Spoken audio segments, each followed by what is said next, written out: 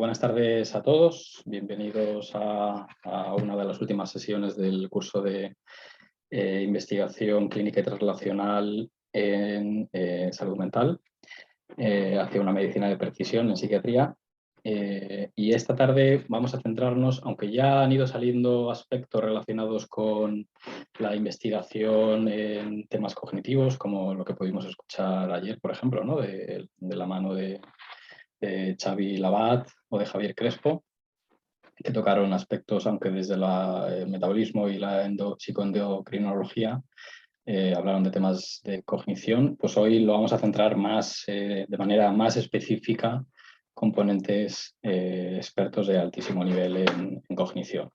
Y en primer lugar tenemos a Rafa Penadés, que es psicólogo clínico y trabaja en el Hospital Clínica de Barcelona, donde es el responsable del área de neuropsicología y tratamientos psicológicos de la unidad de esquizofrenia. Es profesor agregado además del Departamento de Psicología Clínica y Psicobiología de la Universidad de Barcelona y es investigador del idiographic y de uno de los grupos Ciber, del grupo 4 del Cibersan. Su interés principal en investigación es la neuropsicología, pero también ha investigado sobre aspectos relacionados con neuroimagen, epigenética y tratamientos psicológicos de los trastornos mentales graves. Es autor principal o coautor de más de 70 publicaciones y, bueno, una de las últimas, no sé si la última, muy reciente, en esquizofrenia Research, pues colabora en una revisión sobre alteraciones cognitivas en esquizofrenia, ¿no? Junto a otros expertos mundiales, que es una publicación muy interesante y que os recomiendo.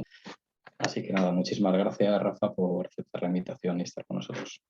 Bueno, pues muy buenas tardes a todos y todas y muchísimas gracias, Javier. Al contrario, el placer es mío de tener aquí una oportunidad de poder compartir con vosotros. Pues bueno, yo lo llamo un camino. Lo que a mí me gustaría hoy trabajar es un camino, no es una línea que ya esté completamente definida, porque justamente tiene esta vocación traslacional que pretende que en un momento dado las investigaciones que vamos haciendo pues sirvan para que la práctica clínica que hacemos en el día a día pues sea mejor para las personas que la llevan. Lo que vamos a intentar explicar pues todavía no es una línea completamente establecida, sino que está apoyada todavía en datos. Es cierto que tiene una cierta corroboración, pero todavía hay un cierto nivel de conjetura, de especulación, y eso es lo que me gustaría compartir con todos vosotros y vosotras. Pero sobre todo porque el tema de la personalización cada vez más converge desde diferentes ámbitos, como creo que se puede ir viendo en este curso. No solamente es porque nos vamos dando cuenta que las intervenciones no sirven la misma para todas las personas, por otra, por lo injusto que puede resultar en términos de derechos de acceso a un tratamiento efectivo tienen aquellas personas que difieren del patrón sobre el que se ha basado la investigación, etcétera, etcétera. Eso es un poquito lo que me gustaría exponer. Y exponerlo desde el punto de vista de un tratamiento en concreto. Es decir, yo voy a poner aquí un poco en común mis dos experiencias como investigador, por una parte, y como clínico por la otra, en un tema como es la recuperación cognitiva en los pacientes con esquizofrenia. Por eso me gustaría dar una pincelada del tratamiento en general, de la idea de la personalización y luego nos centraríamos en los datos que tenemos para llegar a este posible modelo. Nos centraríamos en datos de neuroimagen un poco para ver qué podemos aprender, qué lecciones podemos tomar desde los datos de neuroimagen. Hablaremos también del factor BDNF, el factor de crecimiento BDNF, y luego un poco de los estudios que se han hecho acerca de los polimorfismos genéticos y las variables epigenéticas. Entonces, empezar centrando el tema de la cognición en la psicosis y por extensión a la esquizofrenia, para decir que, bueno, como ya todo el mundo a estas alturas creo que va teniendo más claro, no era así hace un par de décadas, la dimensión cognitiva tiene una relevancia muy importante en el tratamiento de la psicosis. Es digamos, una expresión fenotípica que se da ya desde el primer episodio e incluso, como bien sabéis, se da antes del debut de la enfermedad. Ya hay algunos rasgos y algunas cosas que pueden ser detectables. Está presente en la mayoría de las personas afectadas de esquizofrenia, alrededor del 85 incluso más, por cierto, y por tanto sabemos que es una cosa que está muy presente y que tiene un valor muy importante. Al principio se hablaba de las alteraciones cognitivas o neuropsicológicas.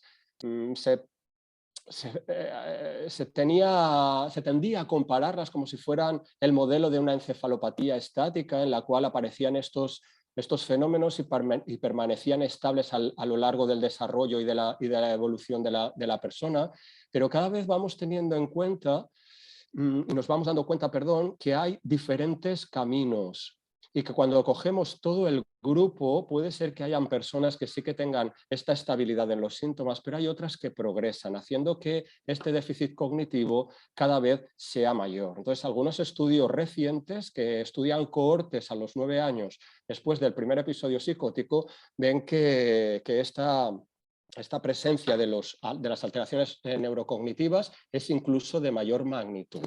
Por tanto, es un problema que acucia y que es importante sobre todo porque lleva asociado un grado de discapacidad muy importante. Afortunadamente tenemos tratamientos, bueno, no sé decir hasta qué punto satisfactorios, pero por lo menos satisfactorios en cuanto a la remisión de la sintomatología positiva y de muchos aspectos de la psicosis y de la esquizofrenia. Pero nos hemos dado cuenta cuando vamos estudiando la relación que hay entre la discapacidad social y otras variables de la persona que el mejor predictor con diferencia de la discapacidad social es el déficit y la alteración neurocognitiva. Por tanto, hoy en día es un foco de máximo interés en el tratamiento de la esquizofrenia y sin embargo no está claro cómo los debemos tratar. Es cierto que hay una cierta controversia sobre si el tratamiento antipsicótico, que no olvidemos que, como dice la palabra antipsicótico, por lo menos la idea fundamental es que ataque la sintomatología positiva, delirios, alucinaciones, etc. Pero por mecanismos que fácilmente podríamos entender de regulación general, acaban produciendo también una mejora o una reducción de esta sintomatología cognitiva, aunque solo sea por eliminar esa interferencia que la sintomatología positiva produce en la cognición.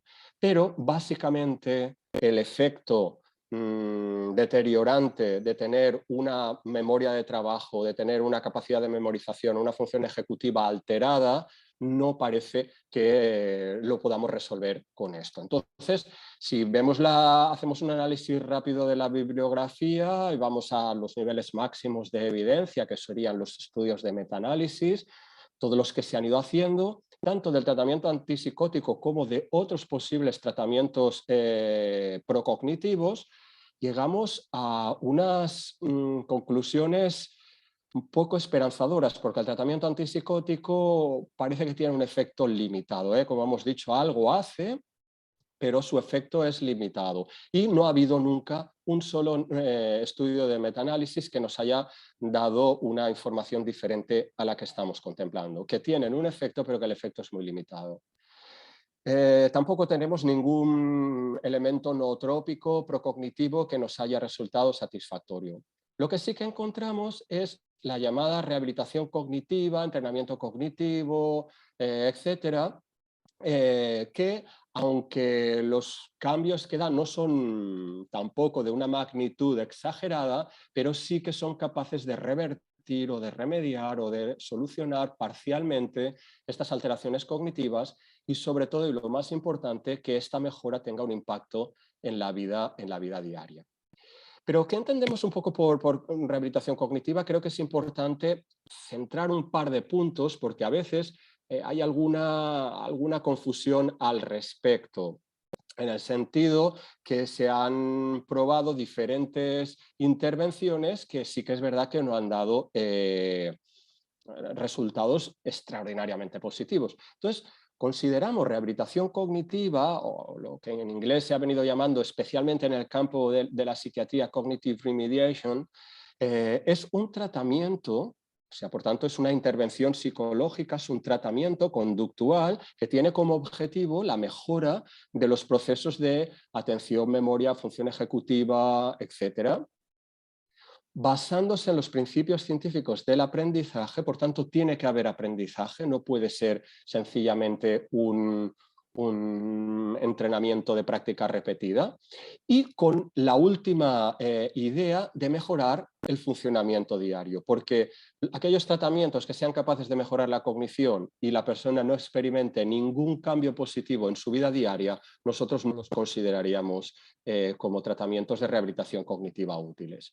Con esas premisas, una cosa a tener en cuenta es que para considerar el efecto realmente de una intervención de rehabilitación cognitiva debería de tener 4 principios, porque si falla en alguno de estos 4 principios no es que esté fallando la rehabilitación cognitiva, es que sencillamente se trata de otro tipo de intervención.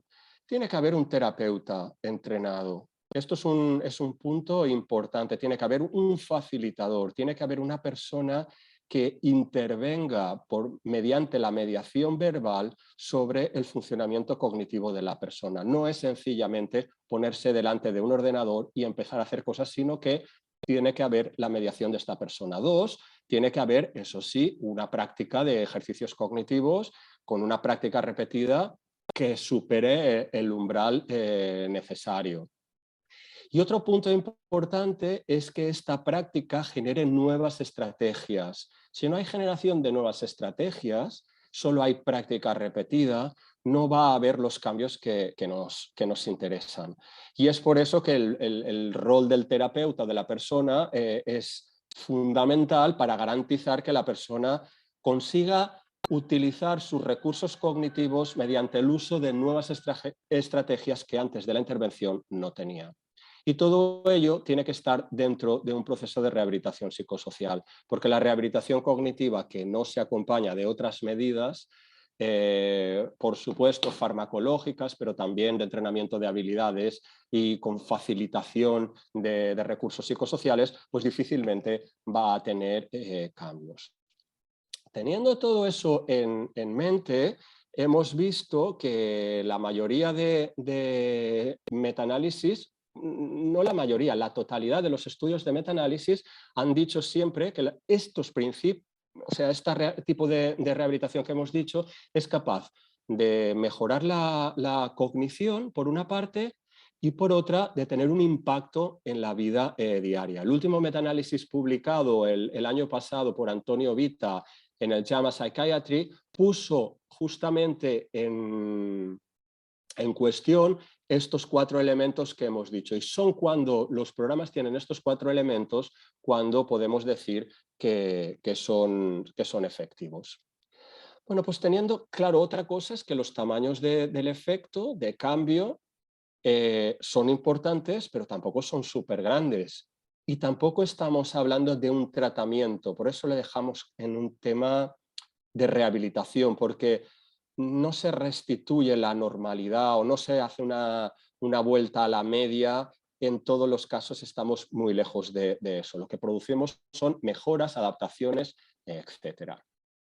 Esto ha hecho que recientemente, porque a pesar de que ya existían algunos metaanálisis, muchas guías clínicas internacionales no incluían la rehabilitación cognitiva como una estrategia útil y necesaria a tener en cuenta en el tratamiento de la psicosis y de la esquizofrenia, sino que siempre era una recomendación para aquellos que fueran pues, más entusiastas o tuvieran más interés. Pero eso ha cambiado, ¿eh? Ahora sí que ya la APA, la guía NICE, bueno, un montón, la alemana, la holandesa, un montón de guías ya se han hecho eco de este nivel de evidencia y han incorporado la rehabilitación cognitiva como una intervención basada en pruebas, en datos, corroborada por estudios y que bueno, en este momento es el tratamiento de elección para el déficit cognitivo, asociado siempre al tratamiento psicofarmacológico antipsicótico.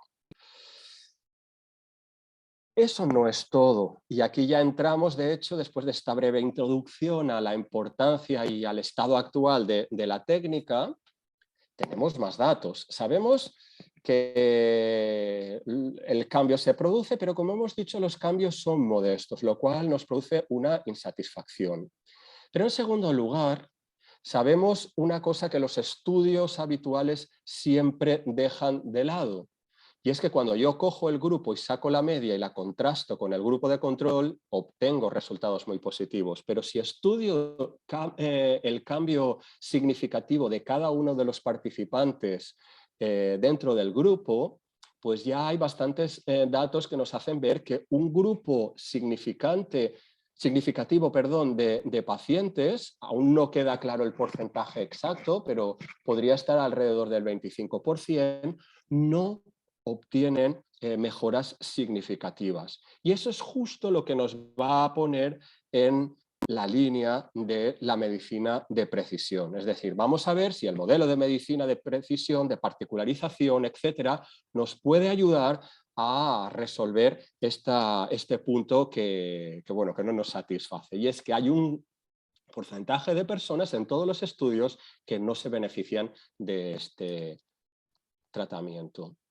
Entonces, sabemos que los factores genéticos podrían estar influenciando no solo la cognición directamente, es decir, hay diferencias en la expresión de las alteraciones cognitivas en las personas con psicosis, sino que además podría estar o ser la responsable de un grado de variabilidad en la respuesta a los tratamientos cognitivos.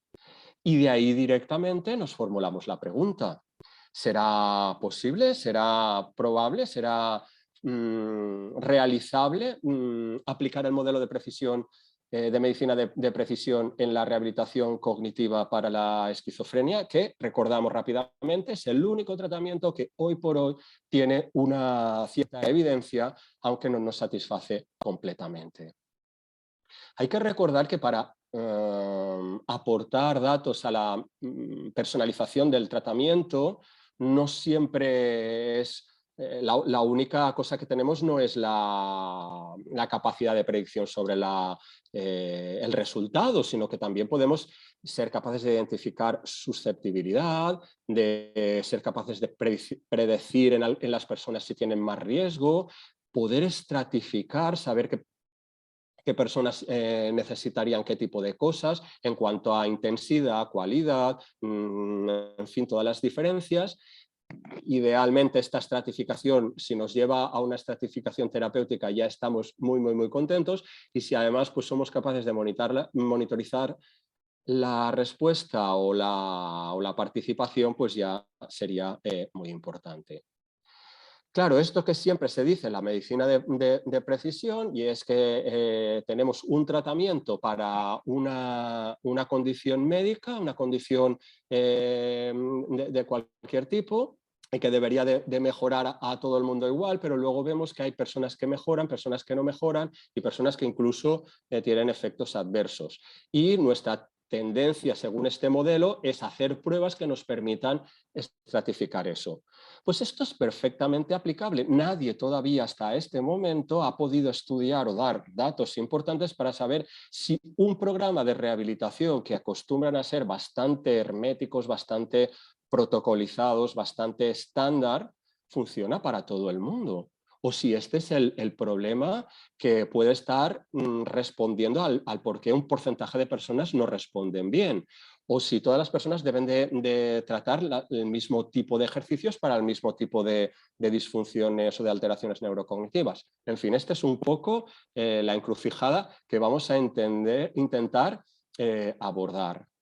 No intentando el modelo de medicina de precisión como un cambio o un sustituto o una... ¿no? Casi siempre se practica una serie de adanismo, todo lo que se ha hecho hasta ahora iba mal y ahora tenemos la solución. no hay medicina de precisión sin que haya detrás una medicina basada en las pruebas y en el fondo todo sale de una medicina intuitiva. Es la integración de estos niveles de análisis lo que nos hará. Claro, nosotros ahora hemos tenido durante mucho tiempo, nos hemos movido en esta línea en términos de rehabilitación cognitiva, ahora empezamos a ser ya capaces de superar esta etapa de la medicina, o sea, de la época de las pruebas, y ya estamos sacando la cabeza un poco hacia esta nueva etapa. Pero claro, ese es el punto fuerte, y el punto débil es que todavía estamos muy al principio. ¿Y qué sabemos? Vamos a empezar por la neuroimagen. La neuroimagen es una técnica que conocemos bien, que muchos psiquiatras, muchos psicólogos, muchos trabajadores de todo tipo interesados en las neurociencias manejamos de alguna manera, estamos acostumbrados a interpretar. ¿Nos dice algo eso respecto a la rehabilitación cognitiva, al tratamiento, y nos puede ayudar a tomar decisiones concretas de cara a la rehabilitación? De entrada sabemos que hay cambios detectables, hay cambios favorables a la rehabilitación cognitiva en cosas que ni nos hubiéramos imaginado antes de ponernos a hacer este tipo de estudios, como efectos protectivos sobre la pérdida de materia gris en los lóbulos frontales y temporales, aumentos de la integridad de las fibras de materia blanca a nivel del cuerpo calloso, aumentos ligeros del volumen en la región parahipocampal, etc. O sea que sí que hay cambios detectables. También sabemos, cuando vemos el tema de la activación, que se producen cambios funcionales correlacionados con esa mejora cognitiva, de forma que la funcionalidad, la capacidad de activar los lóbulos preferentemente prefrontales y temporoparietales es mucho mejor después de la rehabilitación cognitiva, y esto ya hay varios metaanálisis al respecto. Incluso en la formación de redes sabemos que hay incrementos en las redes frontales ejecutivas, e incluso este fenómeno tan importante que no es que una red vaya bien, sino que una red debe de ir bien, pero además coordinada con otras. Especialmente importante es la coordinación siempre con la red de defecto y las otras redes. La red de defecto sería como el rojo del semáforo y las otras sería como el verde. Cuando una se apaga, la otra tiene que estar activa, y no pueden estar las dos activas. En la esquizofrenia, frecuentemente como patología tenemos las dos activadas y hay una hiperactivación de la red por defecto, y sabemos que después de la rehabilitación se ha descrito que hay una mejor sincronía en nuestras redes. O sea que también no solo tenemos cambios estructurales, también tenemos cambios funcionales. Concretamente, parte de estos ya han sido propuestos como marcadores para la recuperación cognitiva. Esta sincronía que hemos dicho entre la función ejecutiva, entre la red ejecutiva y la red por defecto, el aumento de la integridad de las fibras de sustancia blanca en el cuerpo calloso, etc.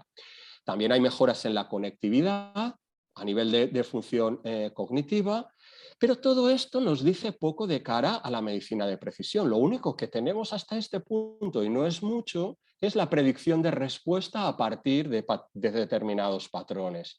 Y sí que sabemos una cosa que tampoco es que sea súper informativa, porque se resumiría que aquellos que están peor pues tienen menos respuesta delante de la rehabilitación cognitiva.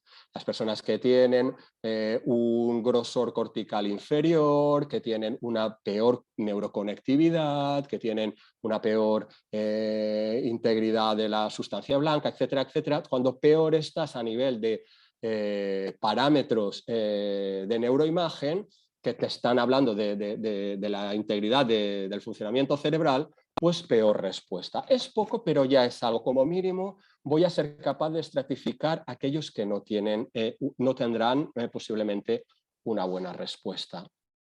Pero no es la única fuente. Más allá de la neuroimagen, que ya nos da algunos relatos, hemos intentado buscar en otros parámetros biológicos, buscando marcadores. Uno que ha aparecido en las recientes décadas por todos los lados es el factor neurotrófico de desarrollo cerebral, el famoso BDNF, que como veis, si hacéis una búsqueda en cualquier motor de búsqueda sale, pues bueno, para cualquier actividad humana el BDNF parece que tenga un rol.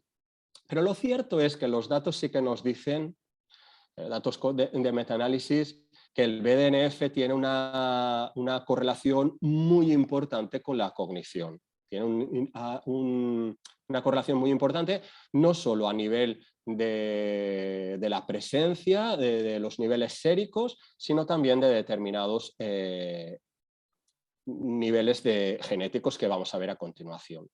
Pero el dato fundamental que se hizo hace ya un par de décadas es que se testó si realmente la rehabilitación cognitiva era capaz de mejorar o no esta presencia de BDNF, porque se supone que cuando se da una mejora en el funcionamiento cognitivo o se está haciendo un proceso de aprendizaje, el BDNF sería capaz de, bueno, tendría mayor presencia, sería como un marcador de esta mejora.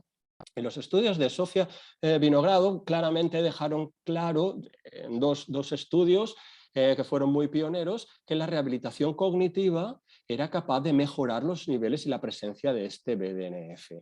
Esto fue un hallazgo maravilloso, pero que venía acompañado de un dato intrigante, y es que no había relación entre esa mejora del BDNF y la mejora cognitiva, lo cual nos hace ver que quizás hay algún elemento o alguna variable que se nos ha quedado por analizar. En nuestro centro nosotros intentamos replicar este estudio y utilizamos un programa de rehabilitación, de lápiz y papel, de la mejora de la función cognitiva, obteniendo resultados positivos en la mejora cognitiva. Y queríamos ver si esta mejora cognitiva estaba relacionada o no estaba relacionada con la mejora en los niveles de BDNF plasmáticos, e incluso si encontrábamos esta mejora. Y nuestra sorpresa fue que al principio no encontramos ninguna de las dos cosas. No encontramos mejora en los niveles de BDNF y no encontramos correlación. Como teníamos genotipada la muestra a propuesta de nuestro equipo de genética, intentamos ver qué ocurriría si estratificábamos o separábamos los pacientes, los participantes, por el tipo de polimorfismo del gen del BDNF. Y aquí encontramos una cosa absolutamente interesante, y es que los pacientes que eran portadores de la variante MET no mejoraban nada, y los pacientes que tenían las otras combinaciones sí. De forma que si eliminábamos los portadores del MET, el resto sí que ya entonces nos daba cambio, y nos daba un cambio con correlación positiva con la mejora cognitiva. Esto de entrada nos puso directamente en camino de buscar pues bueno, polimorfismos y buscar en la genética a ver qué ayuda podríamos tener o qué elementos nos podrían ser útiles para trabajar con la medicina de precisión y con la estratificación y la selección de personas que se beneficiarían más en función de elementos de su fenotipo biológico o neuropsicológico, que bueno, también es biológico obviamente. Entonces, aprovechando un poco todos los estudios del GWAS y tal, lo que sorprende muchísimo ver es que los genes, cuando por ejemplo se ve la puntuación para el riesgo poligénico para la esquizofrenia, que los genes comparten muchísimo, son prácticamente los mismos que para la cognición. Con lo cual tenemos ahí una relación que puede resultar muy útil. Estamos focalizando un poco con unos genes que tienen relación no solo con la cognición, sino también con la esquizofrenia. Parece un candidato idóneo. Además, se ha estudiado bastante bien pues este set de genes que pueden estar más o menos relacionados o compartiendo cualidades para cada uno de los dominios. la velocidad de procesamiento, la atención, memoria de trabajo, en fin, todo lo que tenemos. Por tanto, tenemos aquí un campo de trabajo y es ver si estas diferencias con los polimorfismos, etcétera, podrían estar o no teniendo un papel en la neurocognición y sobre todo en la rehabilitación. Nosotros intentamos hacer, conjuntamente con el grupo de San Rafael de Milán, una exploración más sistemática de justamente esto, las variables genéticas en la rehabilitación cognitiva, y lo que vimos de entrada es que habían muy pocos estudios. O sea, a día de hoy todavía, porque esto es de hace un par de años, todavía no se ha publicado prácticamente nada más a partir de esta revisión. Y los datos, bueno, solo tenemos 10 estudios, todavía los datos son pocos. Los datos se centran en 3 genes, la COMT, el BDNF y el EAT2.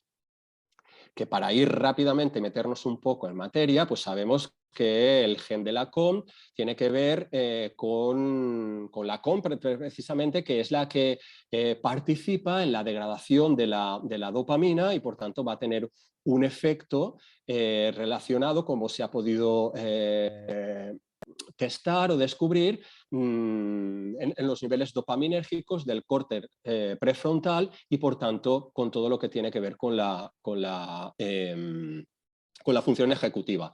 Y sabemos que algunos polimorfismos pueden estar indicando una alta correlación con el buen funcionamiento y otros con el malo. O sea que podríamos tener como unos factores de predicción de buen y mal funcionamiento neurocognitivo relacionado con esta actividad dopaminérgica del córtex prefrontal. Así dicho un poco en perspectiva. Y algún estudio nos ha hecho ver que justamente hay una cierta asociación con la mejora cognitiva después del tratamiento. Respecto al BDNF, el BDNF tiene que ver mucho más su factor de neurotrófico y entonces pues tiene que ver mucho con aquello que se llama la potenciación a largo término, que tiene que ver con los procesos de aprendizaje. La consolidación del aprendizaje está muy mediada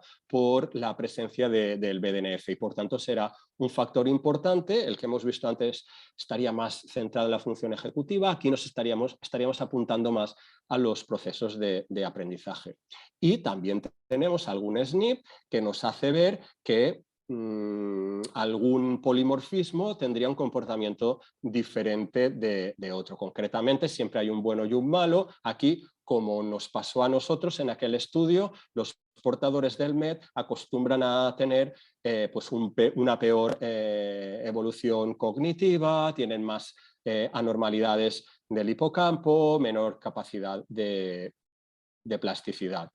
Y ocurre algo parecido con el EAT2, que juega un papel crucial con la transmisión glutamatérgica y por tanto es crucial para mantener una energía metabólica eficiente en el cerebro y tendrá mucho que ver con los temas atencionales y con los temas de procesos controlados que se realizan cognitivos que se realizan con esfuerzo, etcétera. Y también tenemos algún SNP que nos permitirá hacer lo mismo que antes, detectar un polimorfismo que estará asociado a mejor pronóstico y otro a uno peor.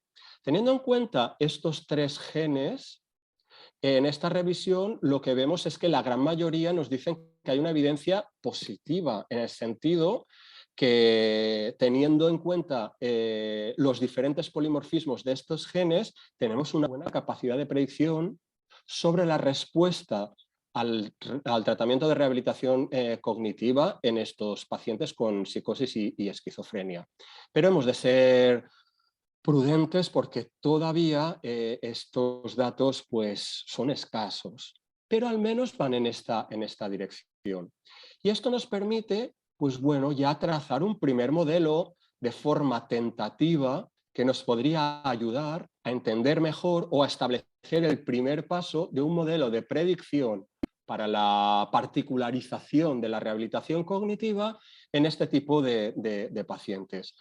En la COM sabríamos que los portadores del alelo MED tendrían una mejor respuesta en términos de flexibilidad cognitiva, aprendizaje verbal y visual, atención y vigilancia. En el BDNF, los portadores del alelo MET hemos dicho que serían posiblemente un marcador de respuesta negativa en términos de inhibir los cambios positivos. Y tendríamos lo mismo, tendríamos que la mayor expresión del transportador TT estaría asociado a mayor mejora en la memoria de trabajo y en la función ejecutiva. Y puesto así un poco de entrada, pues tenemos una parte que no está mal, el sistema un representante del sistema dopaminérgico, un representante del sistema glutamatérgico y un representante de las neurotrofinas que podrían estar relacionados, basándonos en la bibliografía de relación entre polimorfismos y cognición y también en la escasa que tenemos ya de respuesta al tratamiento de rehabilitación.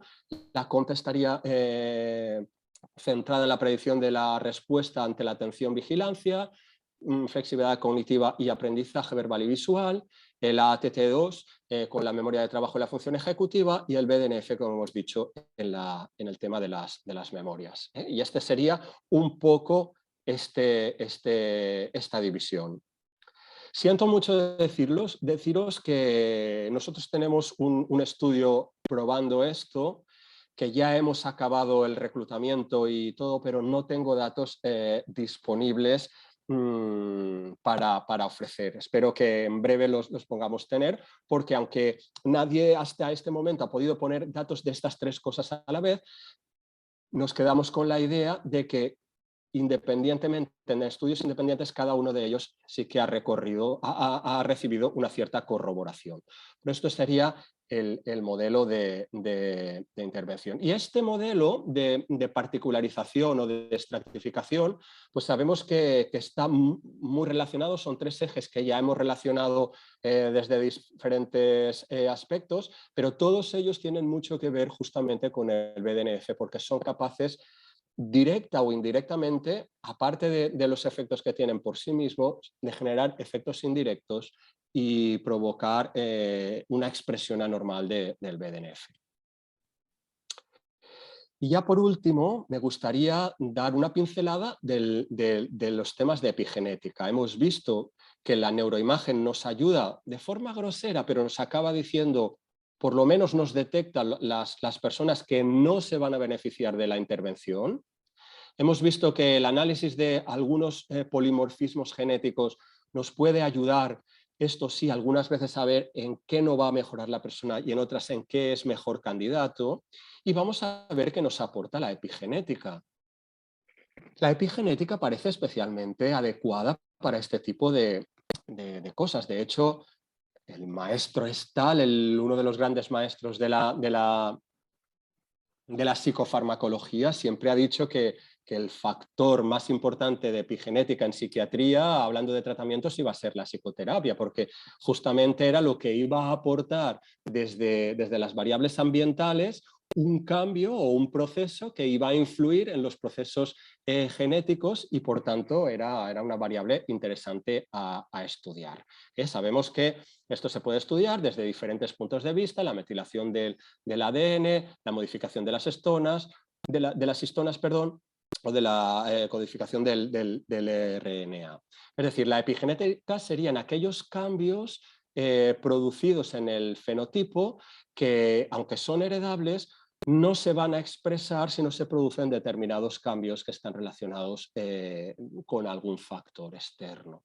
Entonces, no es que no estén nuestros genes, sí que están nuestros genes, como veríamos aquí, pero no se expresan. Entonces, para que se exprese esta información y sea capaz de producir determinadas proteínas, determinadas cosas, tiene que haber un proceso, por ejemplo, esto sería un proceso de metilación, se añade un grupo metil a esta histona y esto hace que esta información genética se exprese. Idealmente estamos intentando fantasear con un modelo que nos diga la rehabilitación cognitiva podría producir esta serie de cambios que activaría la expresión de determinadas de determinada información genética que no está siendo expresada hasta el momento. Bueno, esto sería el golden, ¿no?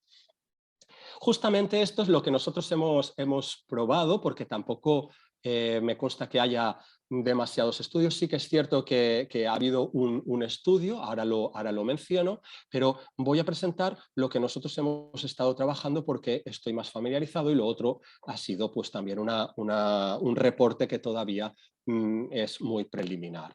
Hemos intentado básicamente, utilizando un programa de rehabilitación cognitiva, en este caso el Circuits, intentar producir la mejora cognitiva sobre estas personas para ver qué efecto tenía eso en el patrón de metilación. En primer lugar, lo que hemos de comprobar es que la rehabilitación cognitiva está haciendo su función. Es decir, si cuando comparamos la persona que está haciendo la rehabilitación cognitiva al grupo de personas respecto a las personas que no lo ha hecho, se producen diferencias significativas o no. Y eso lo conseguimos ver. Conseguimos ver que después de 4 meses, trabajando 2 o 3 días a la semana, haciendo un trabajo con un programa de ordenador, con la mediación del terapeuta, generando nuevas estrategias, tal y como hemos dicho al principio, pues obteníamos los resultados esperados. ¿Y qué impacto tuvo eso en la epigenética? Nosotros optamos por utilizar las variables de epigenética de los precursores del BDNF, por estar más cerca de la línea teórica que venimos desarrollando. Y entonces lo que hemos podido ver, aunque estamos todavía analizando más a fondo, pero sí que tenemos ya básicamente descrito, es que sí que se produce una diferencia, un patrón diferencial en los patrones de metilación en 3 islas precursoras de BDNF. Es decir, son 3 islas, serían 3 regiones genómicas en donde, gracias a la intervención cognitiva, se ha producido un cambio en la expresión o en la expresión de BDNF, o por lo menos se ha producido un cambio en las regiones promotoras de ese cambio. Y ese cambio se ha producido en estas 3 islas, mientras que en el grupo que no recibió la rehabilitación cognitiva no se produjeron. Entonces, bueno, no es una solución todavía, no es una descripción, ya conocemos el patrón de metilación, no, pero sí que sabemos que al menos el cambio cognitivo es detectable en los patrones de metilación y es diferencial dependiendo si hacen la rehabilitación cognitiva o no, que ya es acercarse mucho a un marcador de respuesta, lo cual nos puede resultar de máximo interés. Claro, la siguiente pregunta que ya hemos aprendido en el pasado es: ¿eso está relacionado o no está relacionado con el cambio? Porque igual se produce esta serie de cambios, pero son completamente ortogonales e independientes de la mejora cognitiva. Pero hemos visto que afortunadamente sí que tenemos una correlación estadísticamente significativa en cuanto a cada una de estas islas, concretamente la 16 y la 17, están relacionadas con la velocidad, con la mejora, con el incremento de la velocidad de procesamiento. Una de ellas tiene que ver con la memoria verbal y la otra tiene que ver con lo que se llama el problem solving, que los que estéis familiarizados ya sabéis que es como la Matrix, que es la batería de consenso internacional, mide la función ejecutiva. O sea que todavía no está resuelto, pero es cierto que tenemos algún dato. Este último que acabo de decir es el que un grupo japonés, en colaboración con Alice Medaglia en Nueva York, ha obtenido unos resultados muy parecidos. Ellos solo han medido función ejecutiva y la misma isla ha salido con los mismos datos y pues bueno, por lo menos vamos teniendo una cierta correlación. Entonces, finalizando un poco, yo diría que hemos tenido diferentes cosas. Tenemos que la neuroimagen nos ha ayudado por lo menos a detectar personas que van a tener mala respuesta, es decir, un menor grosor cortical, menor tamaño del hipocampo y peor neuroconectividad, especialmente en la sustancia blanca, va a ser un predictor de mala respuesta. Después hemos dicho que determinados polimorfismos, la COMT, el BDNF y el EAT2, nos van a ayudar a ver que hay polimorfismos más favorables y otros no, aunque esto está todavía un poco en estudio, no está bien corroborado. Y por último, de la epigenética, solo me atrevería a decir que hemos abierto una puerta que probablemente puede complementar este análisis del modelo de particularización. Por tanto, me gustaría concluir diciendo que la rehabilitación cognitiva probablemente es el tratamiento con mejor evidencia para tratar las alteraciones de la cognitiva en los trastornos psicóticos y en la esquizofrenia, que produce una serie de cambios detectables a nivel de funcionamiento cerebral y que estos cambios nos han ayudado a detectar los mecanismos que están implicados en este cambio, y eso implica diferentes factores neurotróficos. Factores neurotróficos, también dopaminérgicos y del sistema glutamatérgico, parece que son relevantes para la recuperación cognitiva, y en términos de rehabilitación cognitiva podrían estar produciendo diferentes resultados en cada persona particular dependiendo de su polimorfismo particular. Y por lo último, no quiero ser muy entusiasta con el tema, aunque creo que es una cosa con mucho futuro, pero todavía hemos de ser muy prudentes, pero es posible que el análisis de los patrones de metilación antes y después de la rehabilitación cognitiva podrían añadir o podrían perfeccionar este sistema. Por tanto, el camino donde vamos sería este. Tendríamos pruebas de neuroimagen que nos ayudarían a hacer un primer filtrado, pruebas genéticas que nos pueden ayudar a seleccionar personas que se beneficiarán más o menos, y eventualmente yo creo que se podría estudiar qué tipo de intervención iría mejor a cada uno de estos perfiles individualizados. Eso es algo que está por hacer, y ya que el BDNF es tan central, intentar unificar, es decir, no nos olvidemos del estudio de los niveles plasmáticos, que tienen mucha potencia pero también tienen muchos interrogantes, ver cómo se correlaciona eso con los diferentes polimorfismos, que ocurre lo mismo, no siempre las cosas van como al investigador le gustaría, y por último ver el impacto desde el análisis epigenético, que yo creo que es otro nivel que puede ayudar a concentrar. Y ojalá en un futuro próximo pues esto nos abra camino. Este sería un poco el camino hacia la particularización tal y como lo hemos podido ver. Y esto es lo que os quería decir, o sea que ahora encantado si queréis hacer alguna sugerencia, alguna crítica o alguna pregunta o lo que sea. Muchísimas gracias por la presentación tan brillante. Es un área de investigación tremendamente necesaria, ya que en el tratamiento de la psicosis es un aspecto que todavía está por resolver, ¿no? Parece que con los nuevos fármacos principalmente conseguimos reducir de forma bastante clara la sintomatología positiva, pero cuando nos fijamos en la sintomatología negativa y principalmente en la afectación cognitiva, en el desempeño cognitivo, ahí tenemos unas carencias brutales, ¿no?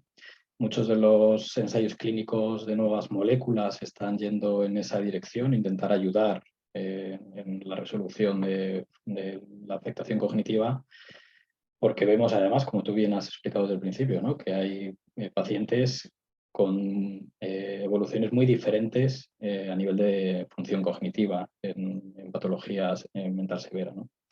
Entonces seguramente tenemos que ir en esa línea, ¿no? Tratamientos combinados, farmacológicos y psicoterapéuticos, psicológicos, pero además muy personalizados a cada uno de los sujetos para lo cual ojalá, ¿no?, lleguemos a ese punto en el que tengamos biomarcadores de diferentes tipos, ¿no?, de neuroimagen funcional, genética, epigenética, etcétera, ¿no?, para poder decidir qué tratamiento tiene que recibir cada uno de esos individuos.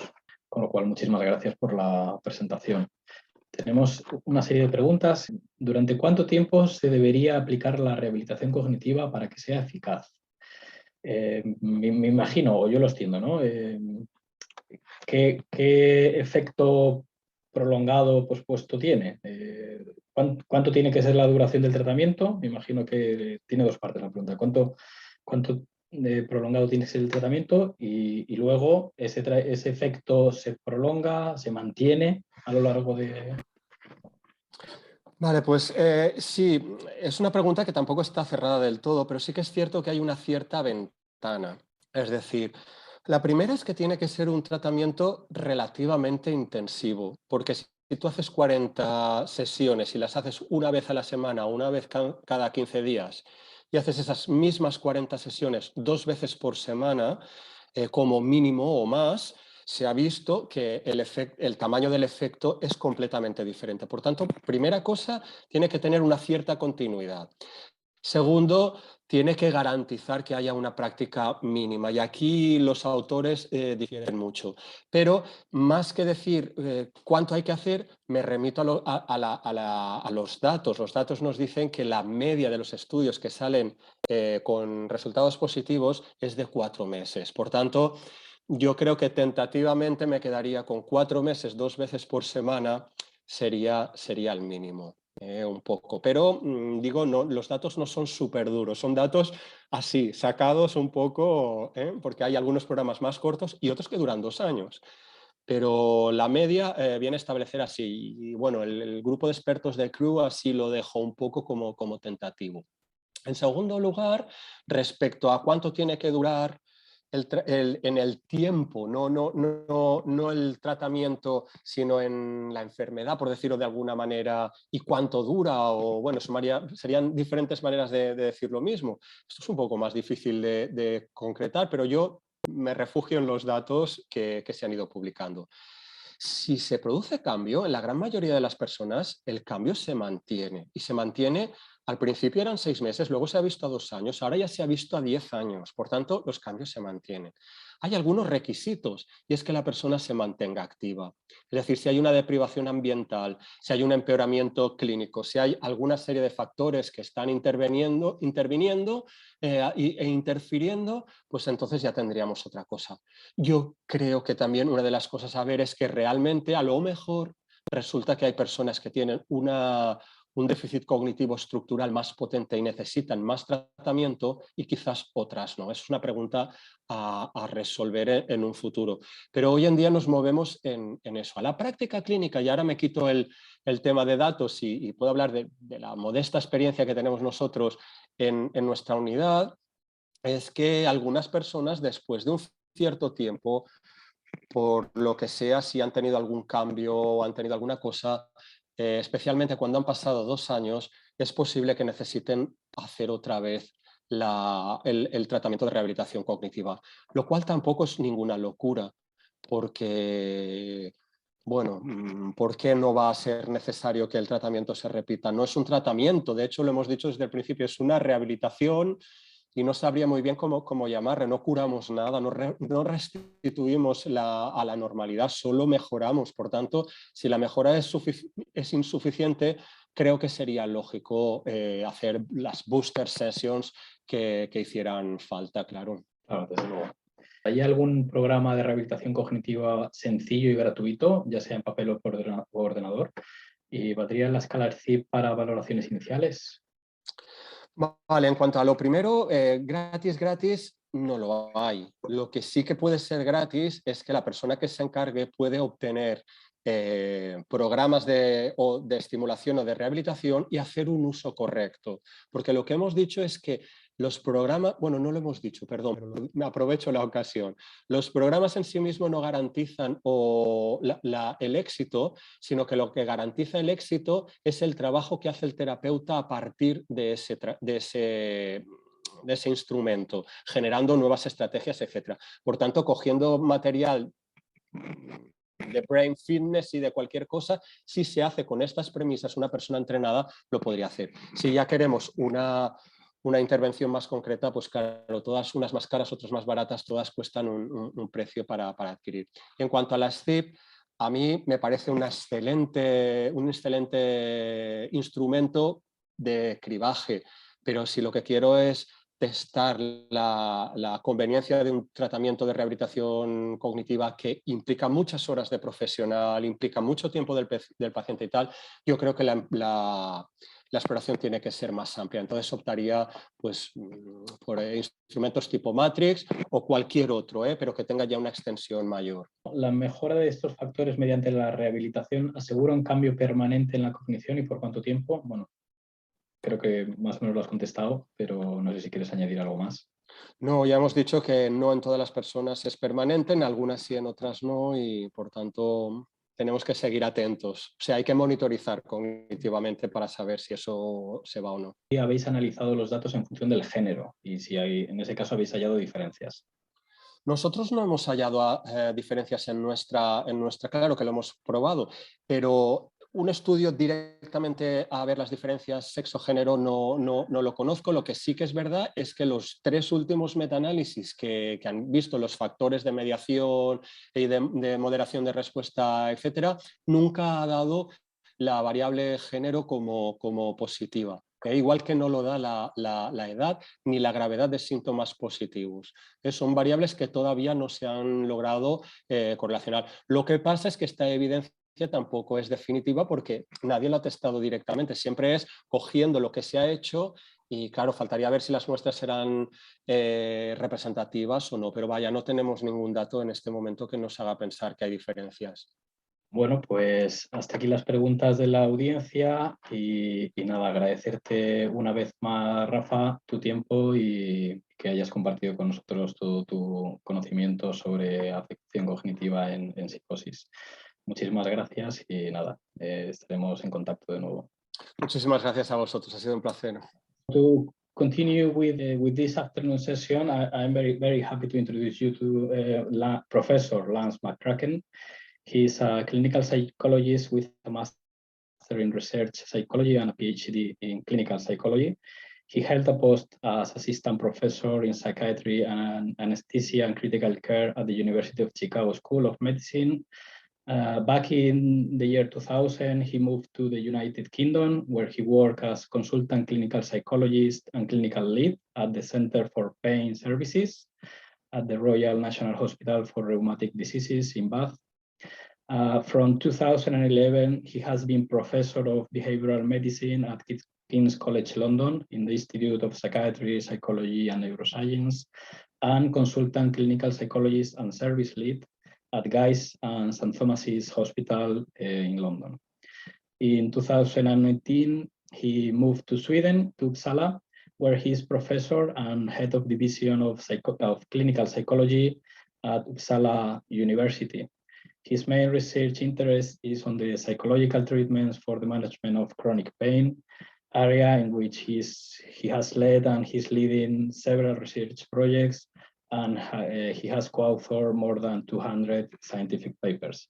So Lance, thank you very much for being here with us. It's my pleasure. Thank you for that introduction, and good afternoon, everyone. Okay, thanks again. So here's my title, as you've heard, Psychological Interventions in Physical Health. I have a subtitle here that says Contextual, Idiographic, and Process-Based. If you'll notice, I've inserted a curious question mark in my title, which is to say that these are aspirations, that we're not there yet, and these are things that we may achieve. Of course, in the context of this meeting, idiographic here means focused on the individual, or roughly speaking, a kind of a synonym for precision medicine, sort of in my world, how to make treatments very specific to the people who receive them. So the take-home message first, then, you may know that cognitive behavioral therapy seems to be good for everything. There are even umbrella meta-analyses, panoramic meta-analyses that seem to indicate that everywhere where there's evidence, CBT produces benefits. And they suggest that even in areas where there isn't evidence, the evidence would probably be positive. So CBT is kind of like that. There are older conventional versions of CBT and newer versions. And in the world of physical health and chronic pain, they seem to work pretty well. They're widely implemented, but most of us usually say they also need to improve. And for many of us these days, we think that the ways they need to improve is that we need more evidence. And we need more evidence in the reason we're here today, how to individualize, how to apply precision medicine principles, and how to understand mechanisms of change, in part as a way to support better individualization. One of the things I'm going to try to develop today in this talk is that in order to do individualization better, to design treatments that meet people's needs, we're probably going to need a shift in the ways that we do research, and that our old habits of randomized controlled trials and aggregated group data, even with mediation analyses that look at pre to post and follow-up change, probably is not enough of a detailed analysis of the individual to give us the information we need to truly individualize. So I'll see if I can develop that theme a bit further today. There's possibly a new term that you may or may not have heard, and that's process-based therapy. It seems to be a direction that the psychological therapies are moving in. I'll leave it up to you to decide whether we've arrived or not, but I'll talk a little bit about what does this mean, process-based therapy. In my area, in a good example area for applications to physical health, we've been at it for a very long time. There were studies in the 60s. In 1976, there was a very good book on how to apply operant behavioral methods to chronic pain and disability, put together by the fellow whose picture you see here, Bill Fordyce. So that's kind of more or less how long we've been at it in a formal way. By 1983, we had incorporated cognitive therapy and cognitive theory into operant approaches, and we had approaches that we called cognitive behavioral. Basically, we're still in the cognitive behavioral phase of development of treatments in physical health and in chronic pain. As an indicator of, again, how long the history stretches back, even in 1988, we could do a meta-analysis of non-medical treatments for chronic pain. In this systematic review and meta-analysis you see here, they found 109 studies, believe it or not, and 48 of these provided effect sizes that they were able to synthesize. Just in case you don't believe it, it is 1988 that this meta-analysis came out, which was a long time ago in the world of meta-analyses. If you're wondering what non-medical means, this is the treatments that were included in this early meta-analysis. As you see here, words I think that will be familiar to you: autogenic training, biofeedback, cognitive methods, hypnosis, operant methods, packages, which more or less mean an individualized combination of a few different treatments put together. Pill placebo is included in here, relaxation, and of course TENS as a non-medical method that was studied up to that point. So you can see the mean effect sizes here. My main point isn't to dwell on effect sizes, but to come to a conclusion that was made 34 years ago. Okay, the conclusion was the critical issue at this time is not demonstration of the superiority of one type of treatment over others, but instead the identification of the type of treatment most likely to provide long-term benefit from a specific type of pain for a specific type of pain patient. Now, I don't always use the term pain patient today, but this is 34 years ago. This sounds pretty good on the surface when you see the sort of specific type of pain sufferer or individual at the end. So all good. I might quibble with the type part though. Is type a word for individual, or is type a word for subgroup? Is this truly as individual as we would want it to be? Could it have been better if they just said for a specific person? They could have done, but they didn't do it at the time. 34 years ago, you can forgive that. So in my title, I have the word contextual. I don't want to spend a lot of time on this, but I do think it is an important piece of the puzzle here. And that is in CBT, in psychology, we tend to become extremely interested in the content of people's experiences, such as their moods and feelings and their thoughts and beliefs. And we've sort of taken it upon ourselves to believe that we should focus on these, target these, and change these. And if we can change these, we can improve well-being. We can decrease depression, anxiety disorders. We can improve daily functioning. So there's been, fair to say, a rather predominant focus on people's inner experiences, what they think or feel inside. Over time, I think our perspective begins to broaden, and we begin to recognize that it's not just what people think or feel, or the condition they have. Is it depression, or anxiety, or schizophrenia, or dementia, or what? But it's the context around the thoughts or feelings or condition that is also a critical element. It's not just what you have, it's what you do with what you have, or how it impacts on you.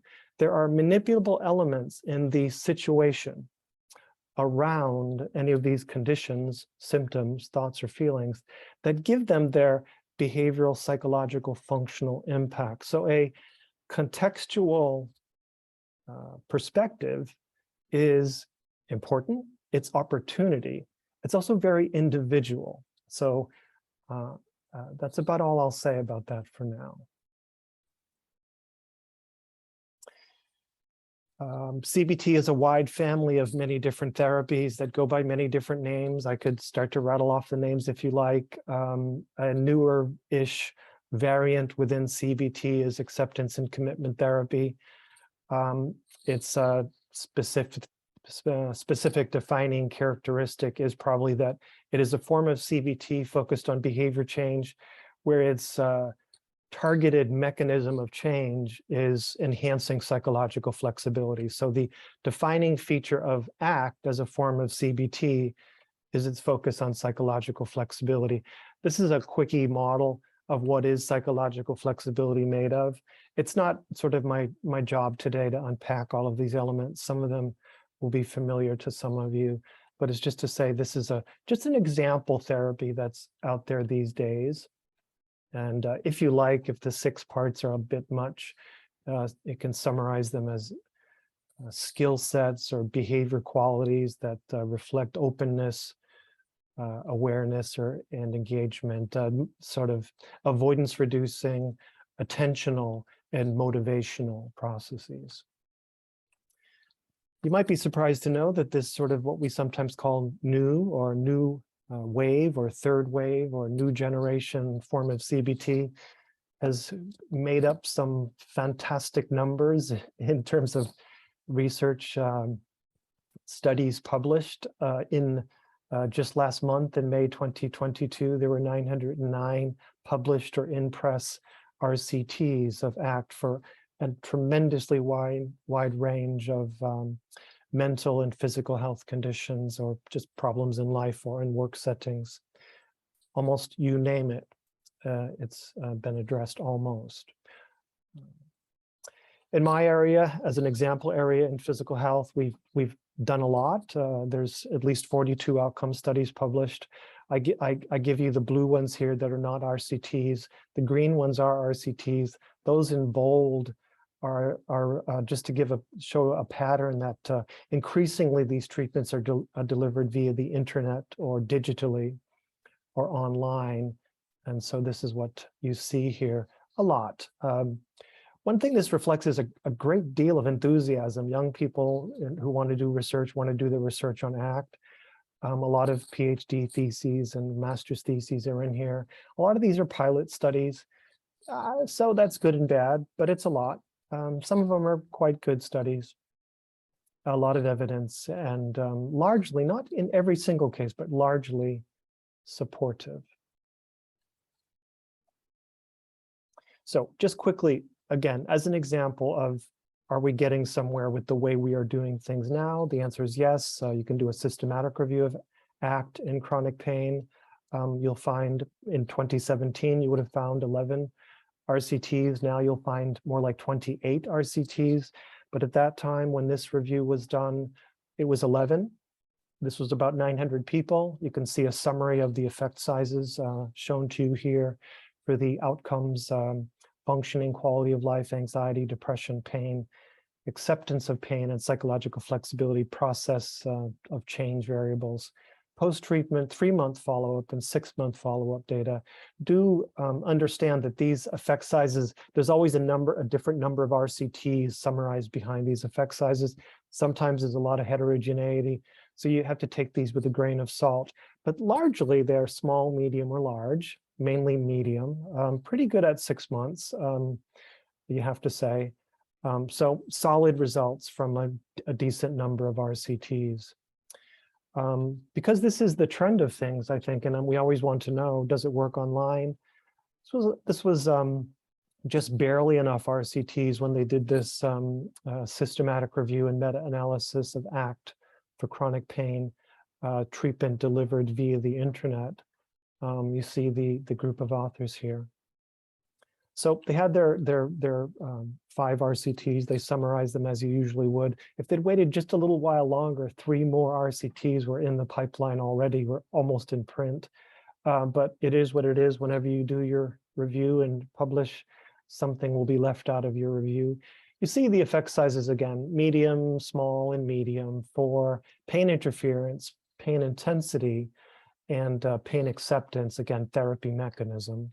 And at follow-up, ranging in duration, you see, again, medium, small, and medium effect sizes for those same outcomes, pain intensity, pain interference, and pain acceptance. So pretty good, solid, in line in some ways with what you get face-to-face.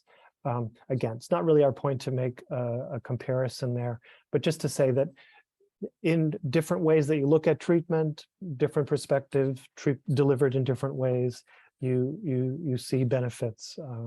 You see benefits here. So we could summarize based on evidence I've shown you and evidence I have not shown you that you may already be aware of, but that I've summarized as saying that it seems that CBT is good for everything, that benefits do come when people participate in CBT for a wide range of physical health conditions, pain being just a good example because we've been at it a long time, but by no means an exception, just a place where there's lots of evidence to look at.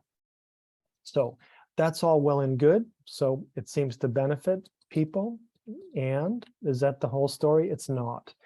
You know this for everything in mental health and psychiatry and clinical psychology. Not everyone benefits. It might be charitable to say that half of people get significant benefits from psychological treatments for pain. It's something roughly like that in terms of depending on how you define benefit. But we can say a rough estimate like that. So this is the thing. We know there are benefits, but there's things that we don't know. What do we don't know? We don't know which of the many methods that we deliver are the ones that carry the impact. Which ones make the change happen? Who needs which methods? If you're a certain kind of person, if you are the person you are, which methods are going to be good for you? Which ones won't help you very much? Which ones don't you need? How would we know? And how does change happen? When we deliver the methods that have impact and we observe the benefits in outcome, what are the step-by-step processes that link the two? What are the processes of change, mediators or mechanisms of the benefit that we see? We don't know very well. We know a little bit, but not enough. We particularly don't know for which person. Okay, so I add that as an addendum. All right, here's something that you will kind of know to a degree. I'd like to emphasize something you already know. A lot of our research methods are based on averaging aggregated data. We do RCTs and we compare the people in two groups. We compare their means. We look over time, group data at baseline, group data at post-treatment. We aggregate, we get a mean. We look at variability, but that mean becomes the performance indicator for the people in the group. So the question could be, I mean, how well does this work? How well does that mean or average reflect everyone in the group? We know this. We know it doesn't reflect everybody. I won't walk through this funny old story about how poorly averages can sometimes work in actual real life, but there's a book called The End of Average, which I recommend to you if you're a bit fed up with the average or the mean, and you'd like to read someone like-minded who wants to say the same thing. It doesn't take much imagination, again, to just sort of show you briefly how we can have a distribution of scores where the mean doesn't actually reflect many of the individual people that it underlies. Multimodal distributions, one example. Any distribution that's very flat, long tails, the people in the tails completely left out. Mean effect sizes, who gets the mean effect size? Does everyone get it? They don't. So that's not the end of the story. Not only do means in some ways a limited tool for understanding how each person does, okay? There's this other phenomenon. It's called ergodicity or ergodic. There's a principle. If events are ergodic, it means you could take any individual or any subgroup within a group of the events and the same rules will apply. The same relations and activity will be observed, whether you're looking at one person, a small group, or a bigger group. Whatever happens in the big group happens in the small group. So a lot of our psychological research based on aggregated group data needs to be built on the assumption of ergodicity. It turns out probably little or any of it can be truly said to be ergodic. You don't have to search far to find an example, simple example. If you took a bunch of people who are in typing school and you give them a performance test and you measure their speed and their error rate, in the group data, you're going to find a relationship between typing speed and error rate. And I won't trouble you to think about it too long and tell me what that's going to be, but it's actually going to be a negative relationship. And the reason is very fast typers don't make many errors, and slow typers like maybe me and you, we're both slow and error prone. So if you look at the group data, you get this weird negative relationship. And it kind of looks like the faster you go, the fewer errors you make. So that's cool. This is a good basis for training typers. Let's just make everyone go faster. Now, if you make everyone go faster, the fast people and the slow people, what's going to happen in your data? Everyone is going to make more mistakes. So there's the relationship between speed and error rate in our trial is reversed. So just one often used quirky, strange example of how relations in group data don't always apply to the individual. I recommend this paper. I read this and it has changed my life practically. It's a really wonderful study where they look at data in two different ways, a series of 5 or so studies where they get data from about 80 people for about 80 observations, and then they look at the data in both directions.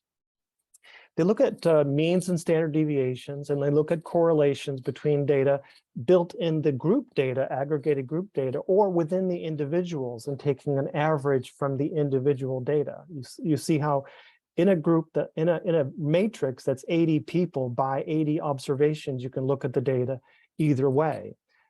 Intra-individual or inter-individual. All right.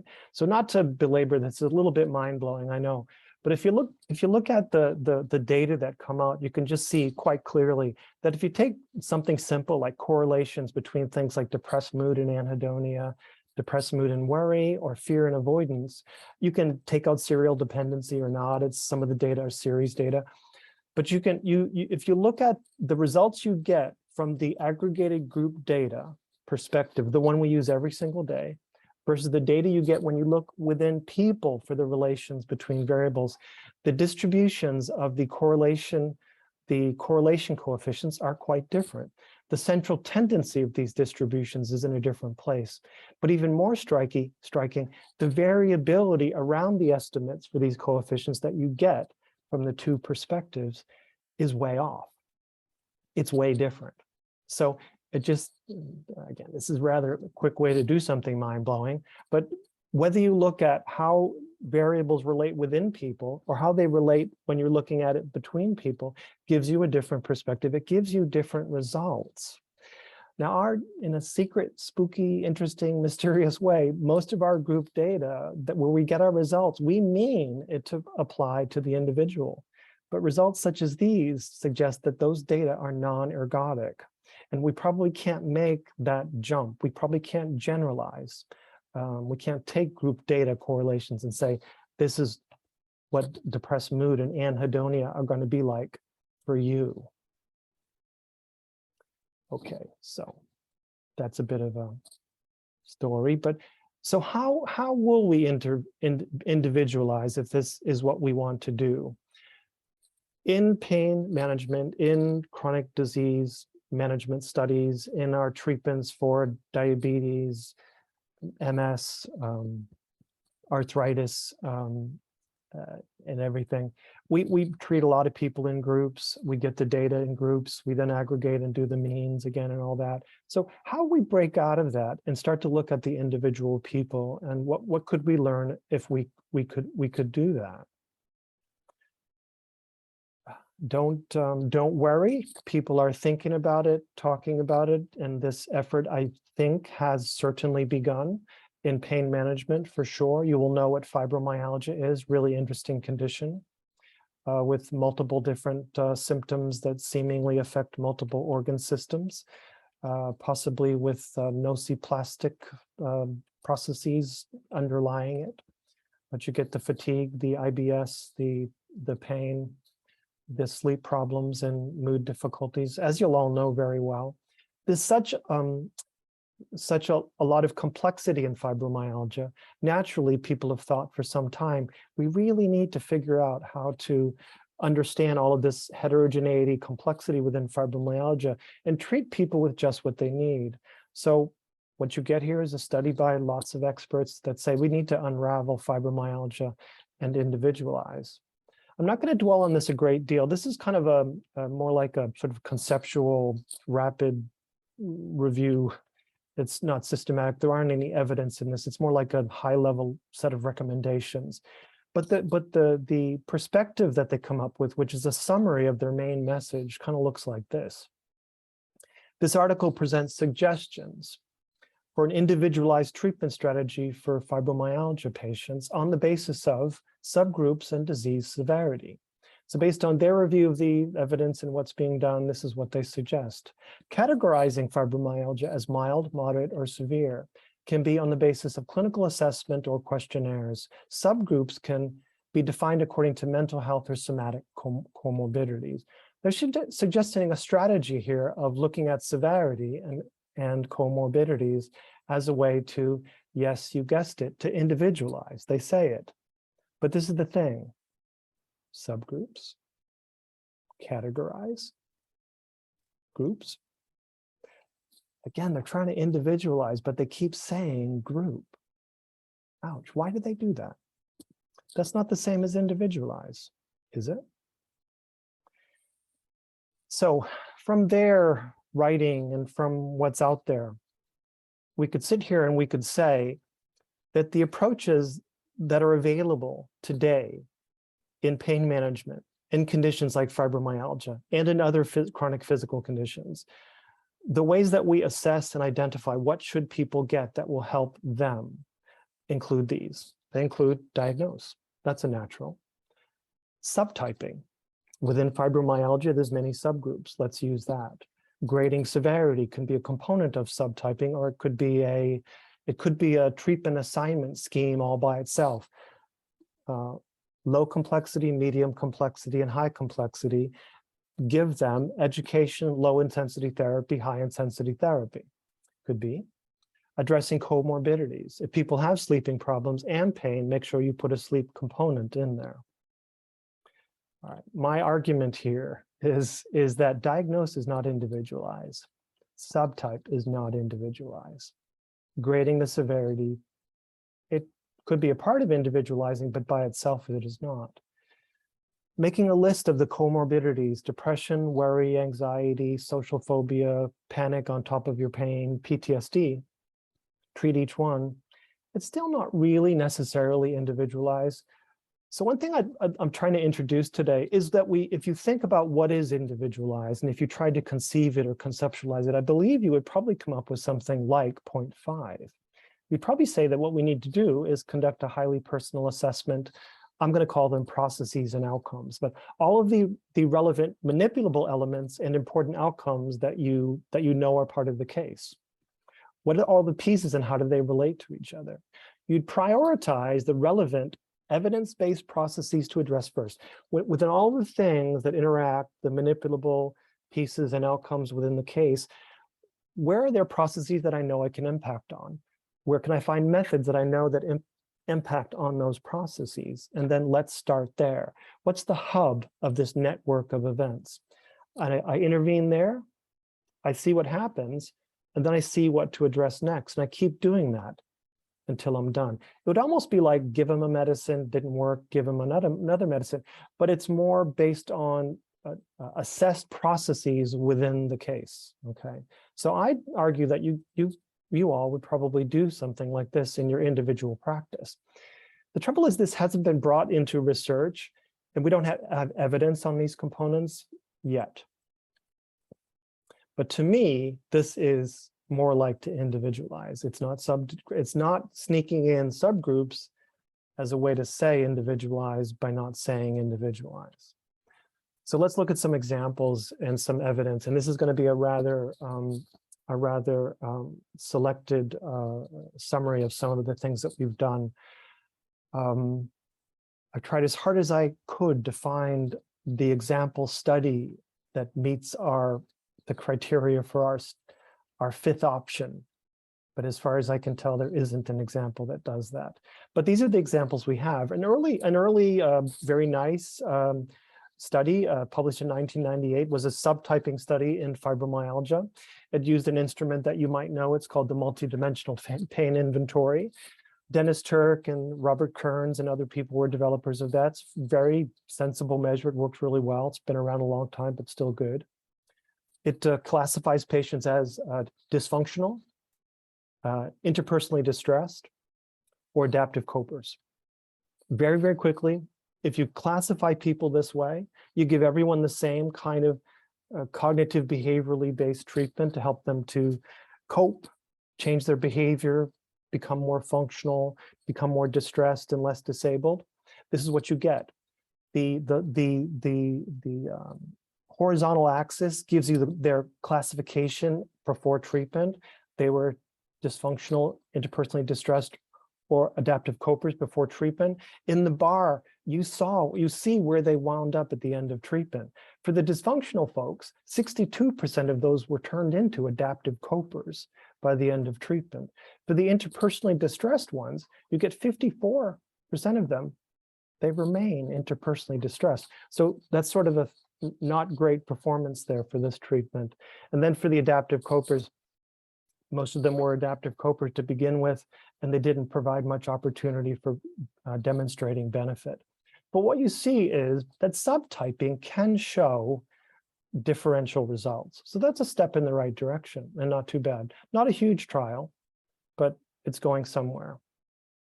Over the years, we've tried rather hard to identify more factors at baseline that we could find as predictors of outcome later. This is a study done in practice. It's a 3-year outcome study done in a service in the UK, intensive interdisciplinary treatment in a cohort of 108 people, 3 years later, we look at the data. Good results. I won't show you those now, but then we tested everything. Obviously, not everyone improves. Some people didn't do very well. We couldn't find a single decent predictor of outcome.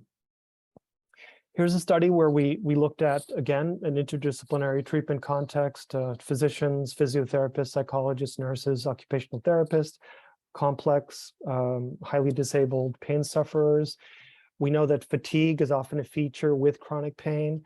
We often have wondered whether fatigue could interfere with how well people do in treatment.